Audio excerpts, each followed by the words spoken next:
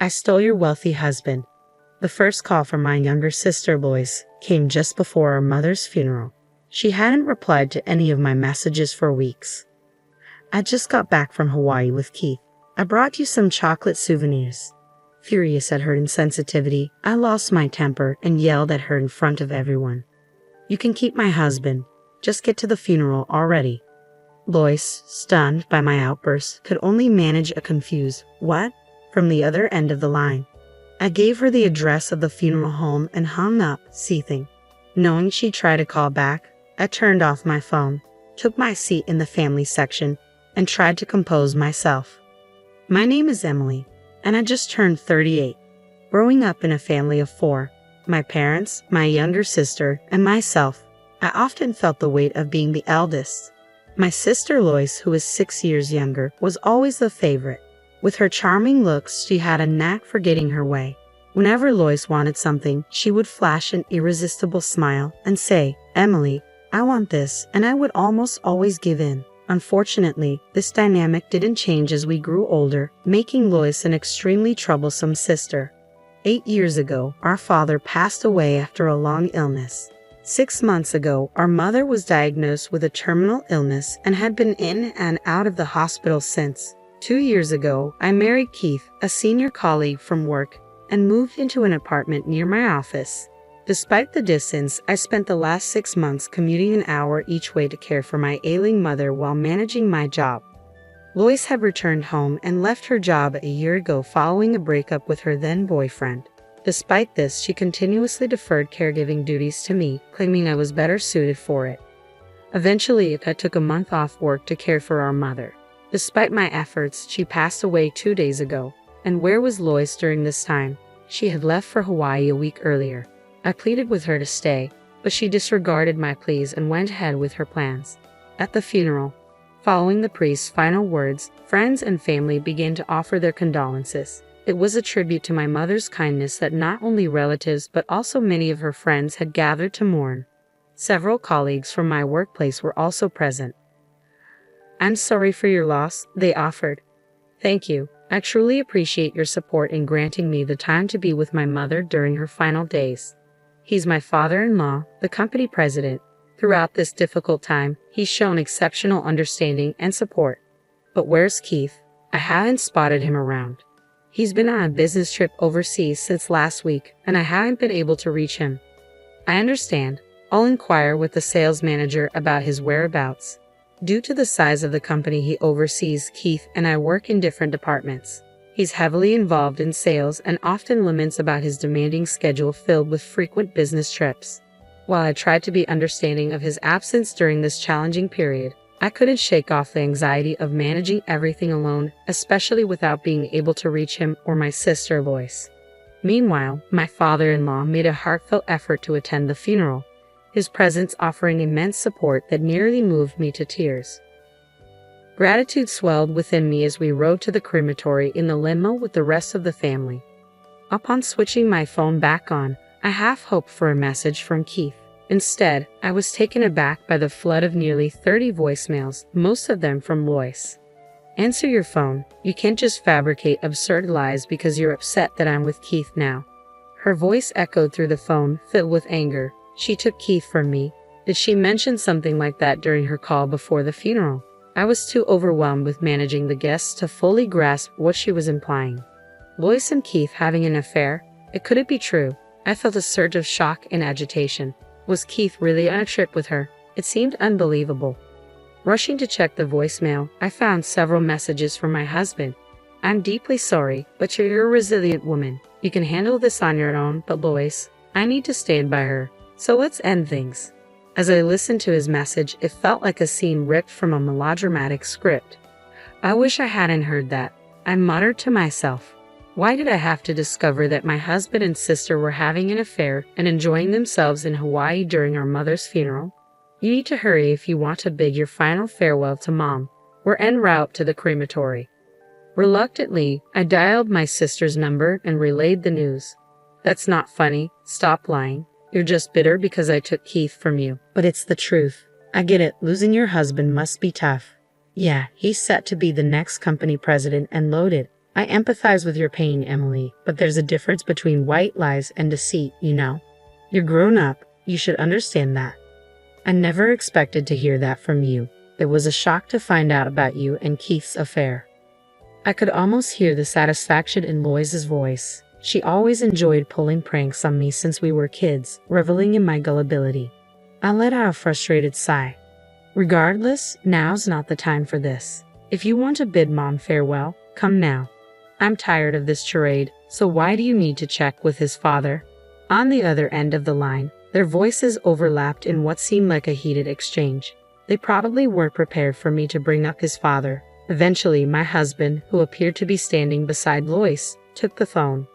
Emily, is what Lois said true? If you doubt it, then do as you wish. I'm ending this call. After a while, we pulled up at the crematory. This was my final chance to bid farewell to Mom, but my thoughts were in disarray from the whirlwind of the past few days and the sorrow of losing her. Unsure of what to do next, tears streamed down my cheeks uncontrollably. Witnessing my distress, a relative offered a comforting pat on the back, saying, "Your care for Mom until her last moments surely brings her gratitude, Emily." I stood before my mother's casket, bidding my final farewell. "Mom, thank you for everything. I'll miss you dearly." As her casket began its journey for cremation, a sudden commotion erupted. "Wait, where's Mom?" My sister and husband burst into the room, their voices filled with panic. Lois attempted to reach for the departing casket, but the doors closed abruptly, sealing her off. "No, I haven't said goodbye yet. Please stop." Amidst Lois's anguished cries, Keith stood behind her, visibly stunned. "We should proceed. This is unsettling for everyone." "Why didn't you inform me, Emily? I missed the chance to see Mom at the end." "It's on you." "On me?" "Absolutely. If it was this dire, you should have given me a heads up. But you kept quiet." I've lost count of how many times I briefed Lois about Mom's health. Every time she'd dismiss it, saying, "I'm clueless about this stuff." "You handle it, Emily." "Exactly. This mess is because you never stress how serious Mom's condition was. It's your fault." Even Keith joined in, pointing fingers at me. I glared at them, seething. "And what exactly were you both doing during all this time?" My voice rose. Startled, they fell silent at last. "If you won't say it, I will. You two were off enjoying a romantic getaway in Hawaii, weren't you?" The murmurs among the relatives grew louder as they watched in disbelief. Whenever they inquired about Lois or Keith, I'd come up with excuses to shield them from judgment. "Mom, forgive me. I wish to bid you farewell in peace." Mentally apologizing to her, I braced myself to address the truth. "When did this affair even begin? You knew I was on leave, looking after Mom, right? It was a difficult time for me. I reached out for help countless times, but all you two did was have a good time together. Isn't that right?"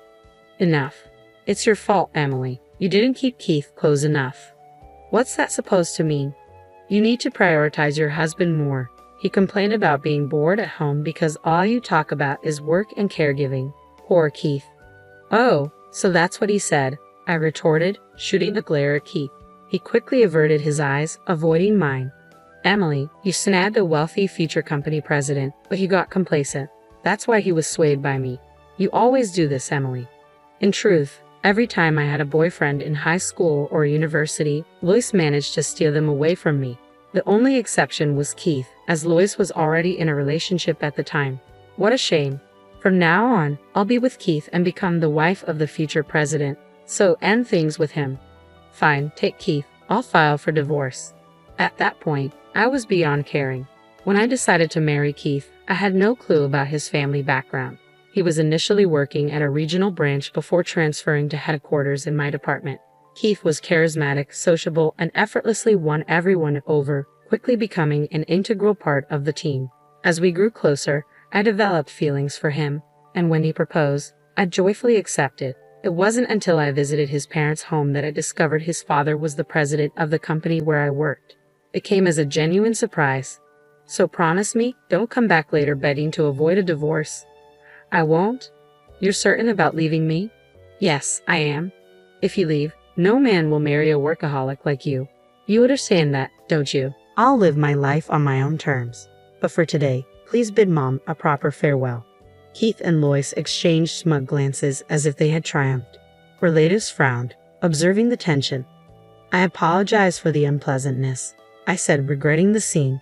As I apologized to my relatives, I heard Lois whisper, always the goody two-shoes. I can't stand it. I've tolerated so much because she's my younger sister, but I'll no longer see her that way. I'm divorcing Keith, and I'm alone in this world now. All I have to do is brace myself for that reality. I clenched my jaw tightly.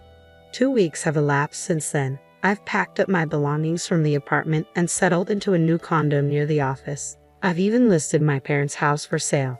There's nothing tying me to the past anymore. As I moved out, Lois moved in with Keith. Our divorce papers have been finalized and filed. I'm sure they're happily starting their married life together now.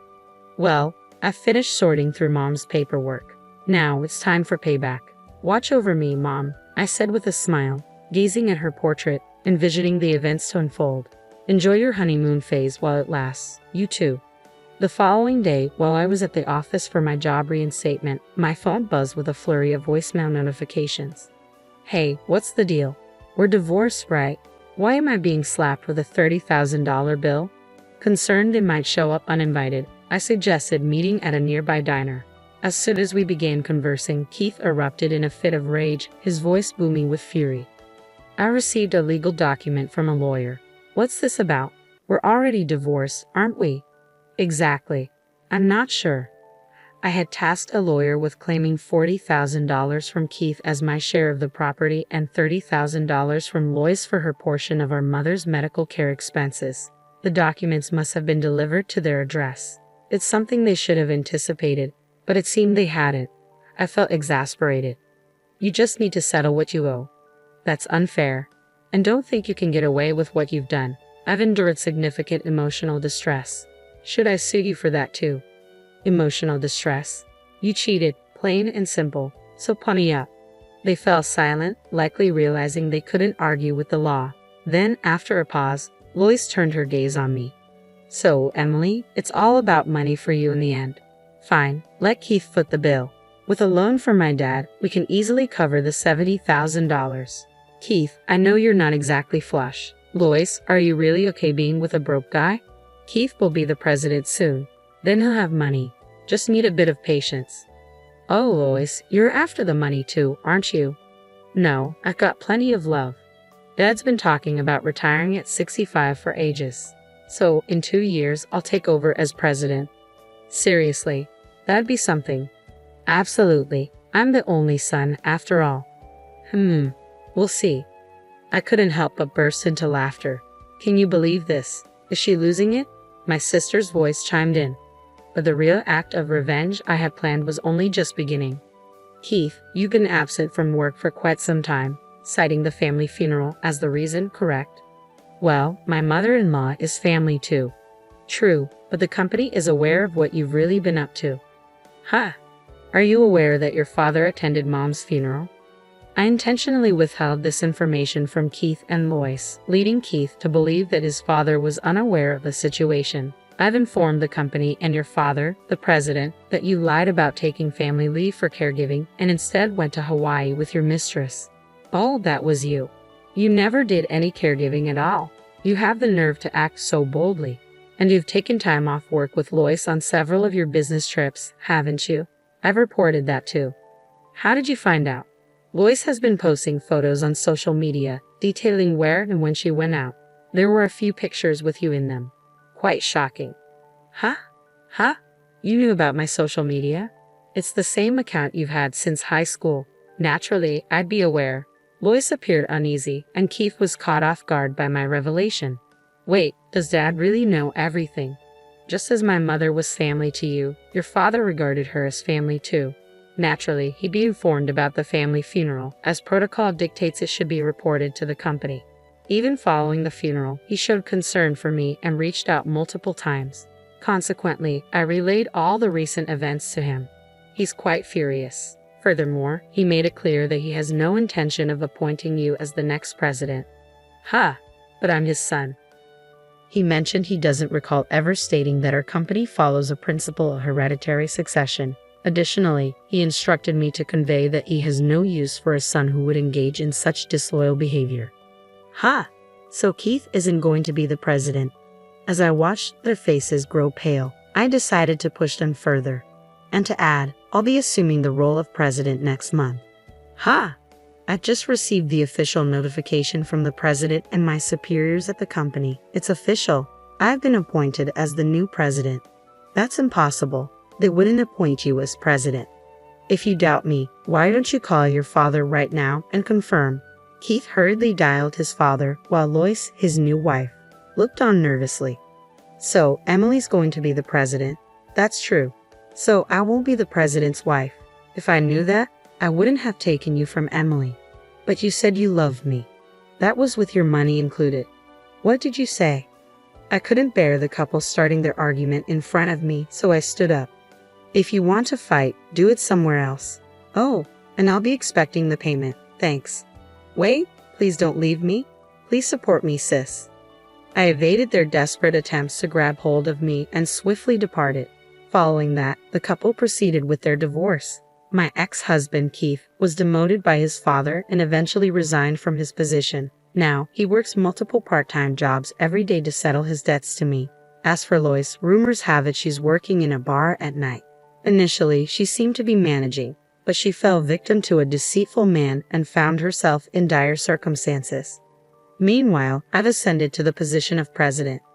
Admittedly, it's for a small company operating as a subsidiary within the main company building, specializing in the caregiving industry, a venture established based on the proposal I drafted during my caregiving leave. Nonetheless, the caregiving sector is projected to expand in the future, and I'm determined to excel. I'll give it my all moving forward.